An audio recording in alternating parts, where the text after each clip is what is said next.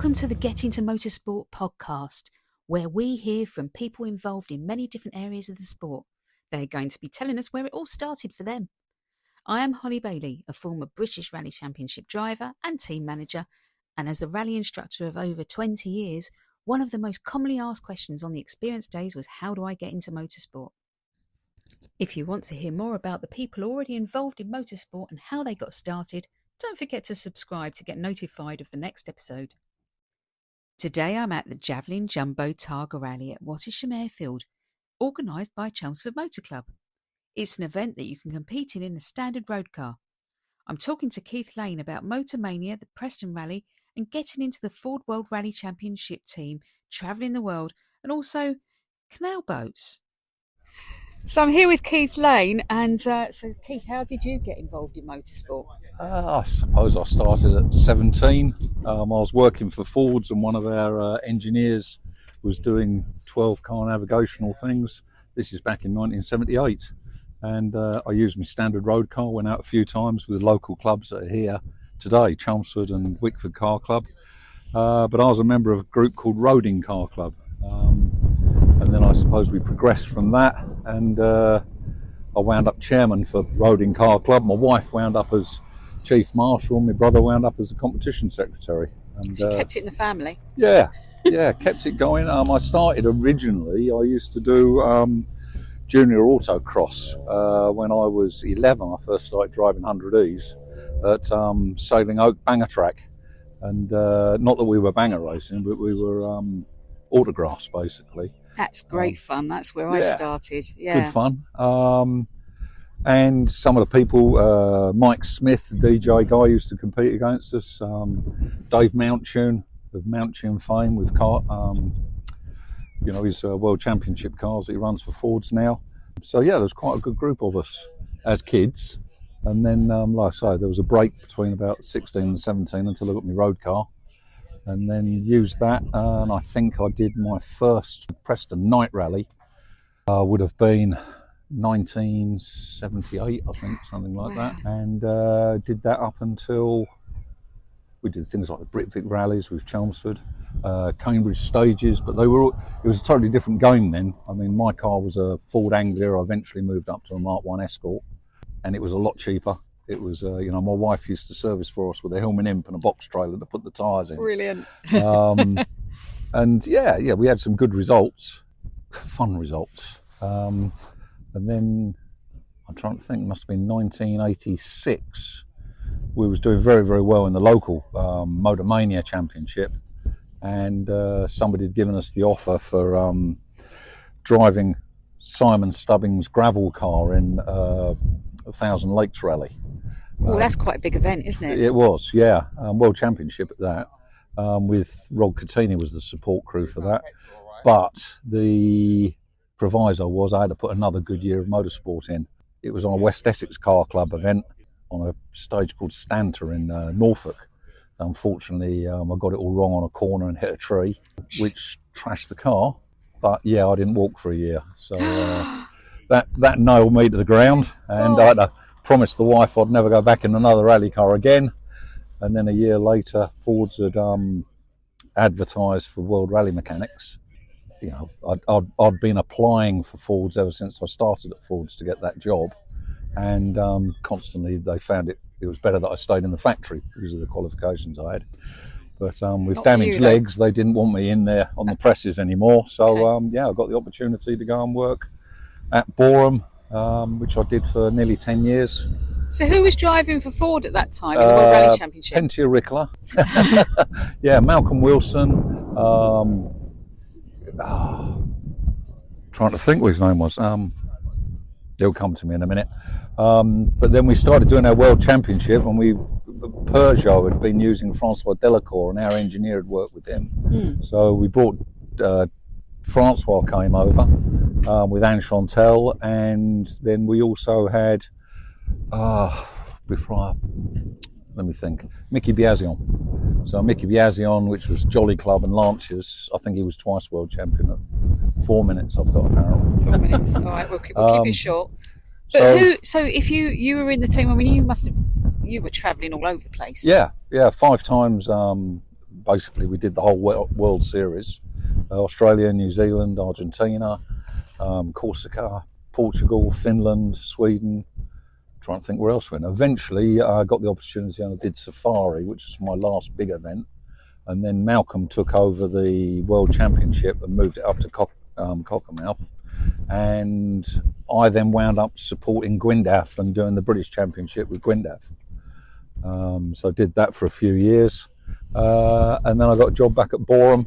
Gwyndaf Evans you're talking about, aren't you? Gwyndaf Evans, Gwyndaf his Evans. dad, Yes. not Elfin. I know. Yes, I remember Elfin's first rally day. Actually, I was over at Enstone for Elfin's first rally day. Yeah, good day. The last driver, I suppose, the last big name we had was Carlos Sainz, and Carlos, I believe, went and worked for Malcolm after he stopped with us, and that was with the Escorts. So I did all of the Sierras, then the Escorts, and I think Malcolm then picked up doing the Focuses. Yes, and Carlos Jr. is now in F1. F1, yep. So how it goes through the family. So were you around when Colin McRae was Colin had rallying? Come over to us. We'd given him a test drive.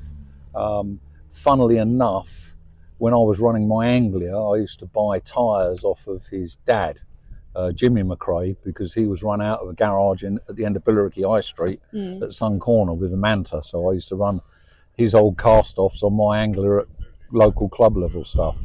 So but Colin then went on and drove for 555. So Fords didn't support him at that time, and then I believe he went on, drove for Malcolm as well. So. Yes, and so he had Derek, I believe, was co-driving, and then Nicky took over. Nicky Grist, of course, Malcolm's old navigator. Yeah, Nicky was a good chap. Yeah. So and then I've wound up. I did endurance rallying with people like Owen Turner and his brother, and we started off with this as a 1300. Then the rules changed, and so what we've got here, we've got a KA, 1600 KA, 1600 KA on the Targa rally. And I mean, these Targa. When did you start getting into the Targa rallies? When they first started, because prior to the Targa rally, they were what they called gymkhanas. So we went from gymkhanas, then we did the endurance rallying. Then the endurance rallying, unfortunately, it was a lot of work. He started at 9 o'clock in the morning and finished at 4 o'clock the following morning. So there was day tests plus a night rally at the end. I did that all more wife. Up. I think the 4 minutes is up. And if I don't go, you don't want to do a lap with the mic in the pocket still. Thank you. That's right. Keith was back in the car for the next part of the rally, and then we caught up with him again later. So Keith, you're back in. You finished the event. Yep, it's been good. Pleased with the car, the way the car's gone today. Worn some tyres out, dripped some oil, but other than that, it's got us round successfully. I'm hoping Martin's done a lot better than I have. I think we got up to 9th at one point, but Martin was sitting at 3rd at one point. So Martin's the lad. My lad. Your my navigator. Next to you. Yeah. Right, okay. Yeah, Martin Lane. Any exciting moments? Any close calls? No, I don't think so. No, I think it went quite well. I mean, that's why when we had a clean run, it usually goes well. If it goes wrong, it goes horribly wrong. Really wrong, does it? Does it? Okay. But back to Essex. Well, we're in Essex, aren't we? Still in Essex. Yeah, back home tonight, and then spanner check it, ready to go and do the Kent Forestry stage in June, I believe. Getting out in the forest, that'd be exciting. Yeah, it's more of a wood. Oh, okay. For any of our listeners up further Cumbria way, yes, it's more of a wood. More of a wood. But it's loose surface. Yep. It's getting windy out here, isn't it? Not much.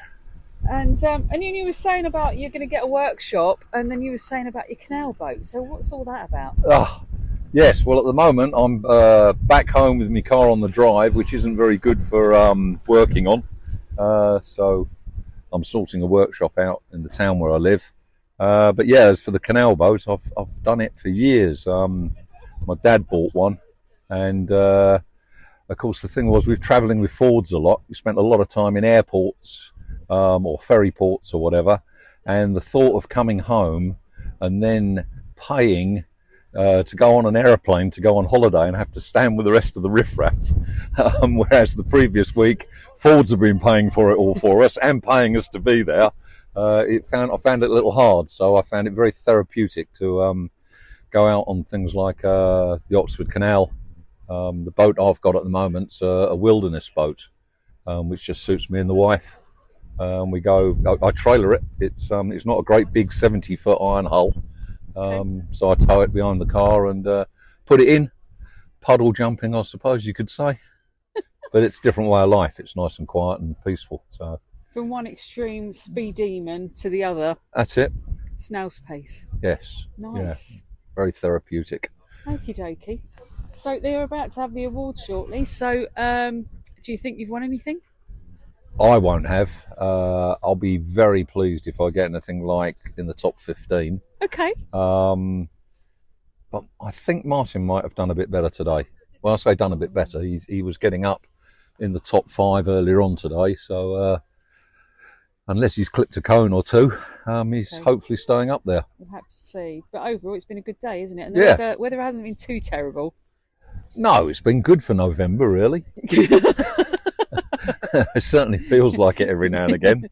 Yeah, we'll soon be in April, so yes. Hopefully it'll get a bit warmer. Yeah, April showers. Cool. Well, lovely. Well, thank you very much for talking to me. That's right. Talk to you again. Yeah, will do. Cheers. Thank you to Keith. If you're interested in competing in a Targa rally in a standard road car, do check out the Motorsport UK website and find out where your local motor club is. Also check out the events page for Targa rallies near you. Thank you for listening and tune in next week for more stories of how people got into motorsport.